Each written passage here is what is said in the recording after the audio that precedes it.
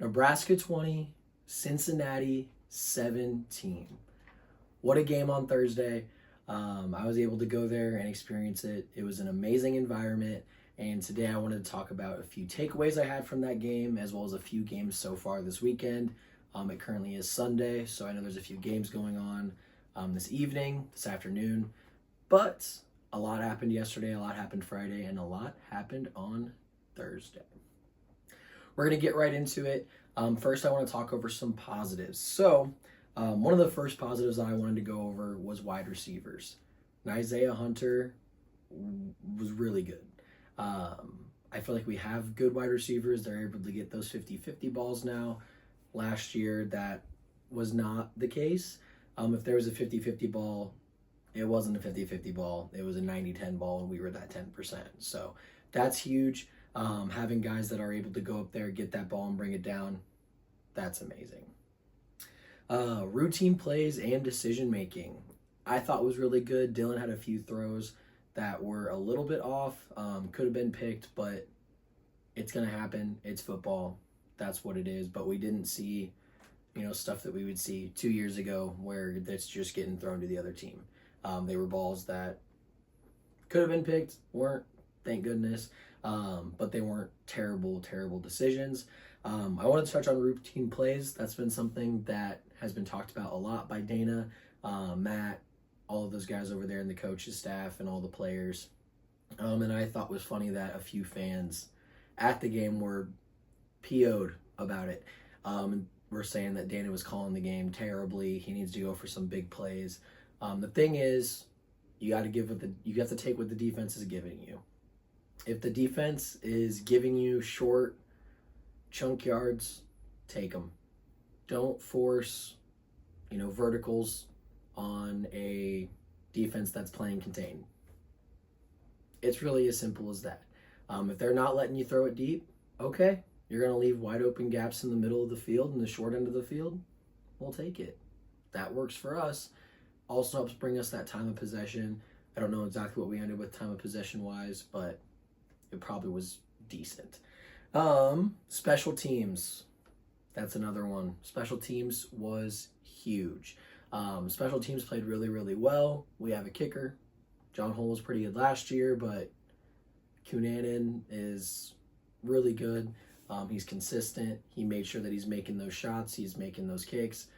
He's taking everything that he can with it. And then, of course, Archie Wilson. Yeah.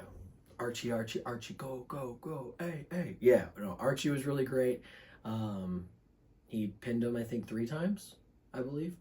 Within the 20, that's what we need to see. We've had a pretty good list of punters in the history of Husker football. And we'll kind of see what Archie turns into, but, he's able to kick from the right, able to kick from the left. And those are all big things. Those are great. Last couple things I want to talk about on the positive end, and then we're going to get into 2 different improvements. But culture. You can really tell the culture is turned around now. Is it a national championship culture? We'll see.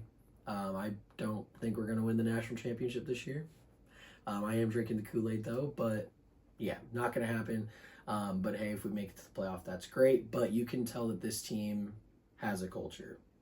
The players are holding each other accountable. You're able to see it on the field. There were a few times, or at least once or twice, where Dylan was having to tell the receivers where to go. I'm sure that's pretty frustrating. But it's good that they're doing that and they're making sure things are right before they start with the play, before they continue going, and that's a big thing in my opinion. Last, crowd. We saw the effect. I heard the effect. It was very, very loud there. It sounded like, sounded a little louder than a game in Lincoln. Even though there's 20,000 less people at Arrowhead, it sounded like there was 90,000 people there. So that's great. The crowd was great. Yeah, it was an amazing atmosphere. That's really all for the positives that I had to take away from the game. Overall, good game. Oh, actually, can't forget the last thing. I was excited the way that it ended with the defense. They struggled This leads right into our improvements. They struggled a little bit. It's hard to defend a quarterback that can run and will run and do everything he can to. I think he only had like 68, 70 passing yards, something like that, the Cincinnati quarterback, and that's not a lot. He didn't play bad, but his legs really were the big piece of why they got yardage. Defense, though, happy they got the win. They shut it down. They finished it out. They were getting moved on through the last half of the game, at least the last quarter, and it's good to see that they took charge and they said, this is not happening today. We are getting this pick. We're taking it. We're done. It's over. Now for the defense, though. Defensive line, we need some help. I think that they're going to slowly grow into what they need to. At least that's my hope.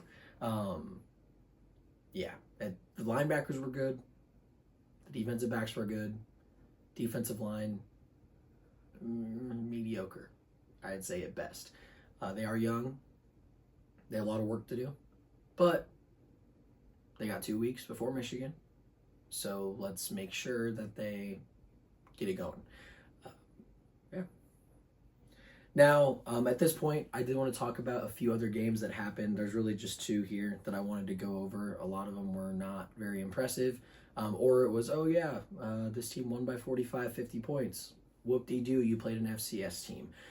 But Ohio State versus Texas, that was a wonderful game. Of course, we're Huskers fans, so we don't want to see Texas win. They didn't win, and that's exactly what we wanted. It was a good game, though. Ohio State does look really good. I feel like they should be ranked number 1 after that. Penn State is doing pretty good out there. I mean, it's Penn State, so, they're doing their thing. But to come in as a number 3 team, beat the number 1 team, Ohio State should be number 1. That's just how it is. Next game, Florida State versus Alabama. That was an amazing game. To go from 2-10 last year to now beating, I believe Alabama was number 8, to beating like the 8th team in the nation. Yes, it's week 1, so the ratings are all off, but hey, that's a step in the right direction for Florida State. Part of me was thinking, is this what our defense would have looked like if Tony White stayed? Kind of sucks to see all those defensive linemen that moved over and are now, they destroyed Alabama and their offensive line. There was nothing Alabama could do basically the entire game. They were done for. I wrote down a thing here. Around the third quarter at 9 minutes and 45 seconds, FSU is pulling ahead almost halfway through the third.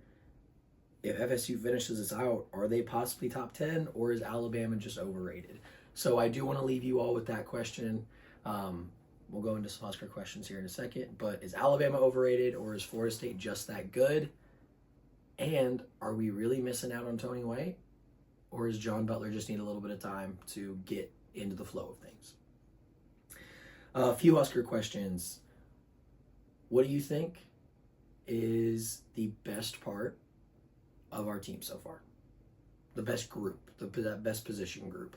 Not necessarily player, but the best position group after the first week.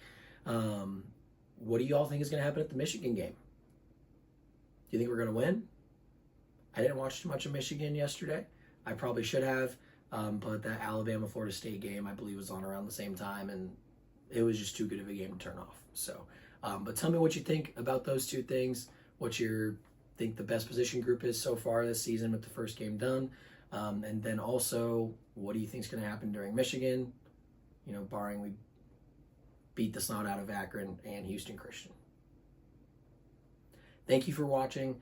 Please like and subscribe, or just continue to watch, or don't watch. It's fine. I'm just doing this for fun. But thank you for joining, and I look forward to seeing you next time.